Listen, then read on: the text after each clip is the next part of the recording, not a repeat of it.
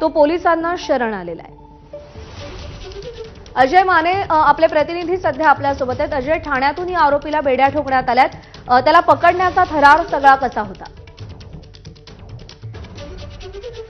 आपण जर पाहिलं तर पोलिसांना काल संध्याकाळी उशिराच एक माहिती मिळाली होती, ज्या अनुषंगाने की आरोपी जो आहे तो ठाण्यातील एका जागेवर आणि त्याच पार्श्वभूमीवर पोलिसांचं पथक जे ते तसं तैनात करण्यात आलं होतं। पण जशी आरोपीला पोलिसांना माहिती मिळाली होती तशी सुद्धा आरोपीला ही माहिती मिळाली की आज पोलीस प्रशासन जे ते त्याच्या मागावर असल्याने त्याला पकडणार आहे। त्यामुळे आरोपी जो आहे तो हिरानंदिनीच्या एका जंगलात लपलेला पाहायला मिळाला होता आणि त्यामुळे रात्री 2च्या सुमारास ही सगळी चकमक होताना पाहायला मिळाली। खरं तर पोलिसांच्या तुकड्या ज्या आहेत त्या पोहोचल्या होत्या आरोपीला पकडण्यासाठी, पण आरोपी जो आहे तो ज्या ठिकाणी वास्तव्यास होता तो त्या ठिकाणाहून थेट जंगलात गेलेला होता आणि तिकडे तो झाडी झुडपामध्ये लपला होता। त्यामुळे पोलिसांना पकडताना जी आहे ती थोडी कसरत करावी लागली आणि त्यानंतर रात्री टॉर्च, मोबाईल टॉर्च असतील किंवा टॉर्च असतील त्याच्या मार्फत त्या जंगलात जे ते पोलिसांचे पथक दाखल झालं आणि त्याच्यानंतर संपूर्ण त्या हिरानंदीच्या जंगलाला घेराव घालण्यात आला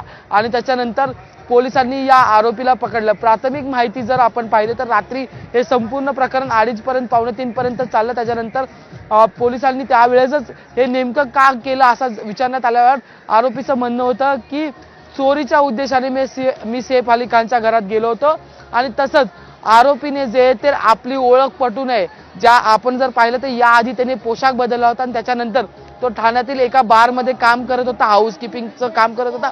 त्यावेळेस त्यांनी त्याचं नाव सुद्धा बदललं होतं। त्यांनी तिकडे विजय दास आपलं नाव असल्याचं सांगून त्या ठिकाणी जो आहे तो कामावर रुजू करून काम करताना पाहायला मिळत होता आणि ही माहिती जी आहे ती पोलिसांना काल एकंदरीत 9-9:30च्या सुमारास मिळाली होती आणि त्याच्यानंतर जर आपण पाहिलं तर हा सगळं एकंदरीत पोलिसांनी रणनीती आखली या आरोपीला पकडण्यासाठी आणि मग पोलिसांची तुकडी रात्री 1:30-2च्या सुमारास जी आहे ती ठाण्याच्या दिशेने निघाली होती। ठाण्याच्या दिशेने निघाले असता आरोपीला सुद्धा कळलं होतं की पोलीस आपल्या मागावर आहेत, कारण की ठाणे पोलीस सुद्धा ऍक्टिव्ह मोडवर झाले होते।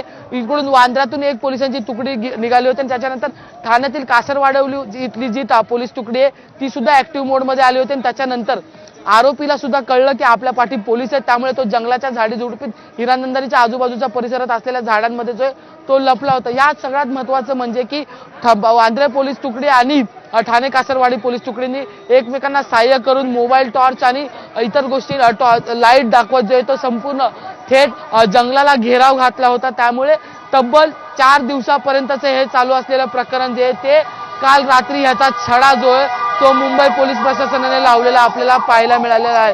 त्यामुळे आता या संपूर्ण प्रकरणात काय वेगवेगळे धागेदोरे समोर येणार हे पाहणं महत्त्वाचं ठरणार आहे। पण प्राथमिकरित्या जी माहिती समोर येते त्याच्यात असं कळतंय की आरोपींनी पोलिसाला सांगितलं की मी फक्त चोरीच्या उद्देशाने जे ते घरात गेलो होतो। त्यामुळे आता या संपूर्ण प्रकरणात पोलीस आणखी काय काय कारवाई करणार, आज खरं तर जे ते आरोपीला सुट्टीच्या कोर्टामध्ये सुद्धा उपस्थित केलं जाणार आहे आणि त्याची पेशी केली जाणार आहे आणि त्याच्यानंतर मग पुन्हा एकदा पोलीस प्रशासन जे ते आरोपीची पोलीस कोठडी मागून घेतील का चौकशीसाठी हे जे ते त्याची पुढे माहिती मिळेल। तसंच जो झोन 9चे पोलीस अधिकारी आहेत त्यांची सुद्धा आज 9 वाजता पत्रकार परिषद पडणार आहे। त्यामुळे नेमका हा संपूर्ण चकमकीचा प्रकार आणि मग पोलिसांनी आरोपीला कसं शोधले ह्याची उघड माहिती जी 9 वाजता समोर येईल। त्यासोबतच पुढची कारवाई कशी असणार आहे ह्याच्या संदर्भातली माहिती कोर्टात पेशी झाल्यानंतरच समोर येताना आपल्याला पाहायला मिळेल। पूर्वी